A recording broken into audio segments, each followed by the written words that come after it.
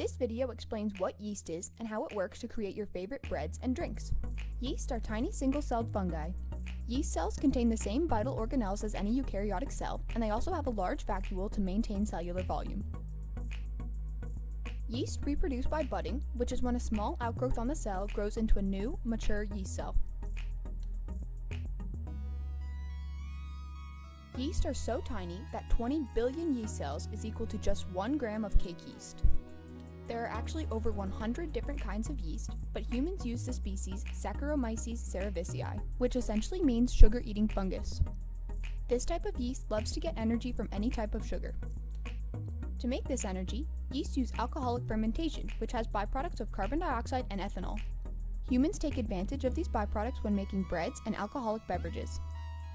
Alcoholic fermentation converts one glucose molecule into 2 molecules of carbon dioxide and 2 molecules of ethanol.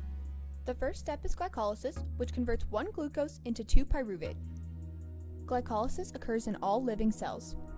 Then fermentation occurs, where each pyruvate is turned into 1 molecule of CO2 and 1 molecule of ethanol. Along the way, 2 ATP are produced and the electron carrier NAD+ picks up a proton, which it loses during fermentation and then is ready to start the cycle again. The yeast in bread dough helps it rise. Once yeast is active in producing energy through alcoholic fermentation, it produces the byproducts ethanol and carbon dioxide bubbles. The CO2 bubbles are trapped in the dough, which causes it to puff up and rise.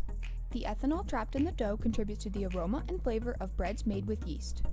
While the bread is heated and baked, both the carbon dioxide and ethanol are expelled. In contrast, when beverages are being fermented, the CO2 bubbles leave and the ethanol is left behind. In order to gain energy from large sugars such as starch, yeast cells contain enzymes to break down those large sugars into smaller sugars such as glucose. Yeast cells do not need oxygen to make energy, which is called anaerobic respiration. Yeast is most active at 95 degrees Fahrenheit, but you can increase its activity by adding a small amount of table sugar. However, adding salt or too much table sugar will decrease its activity. Thanks for watching. Now go make some bread to see yeast in action.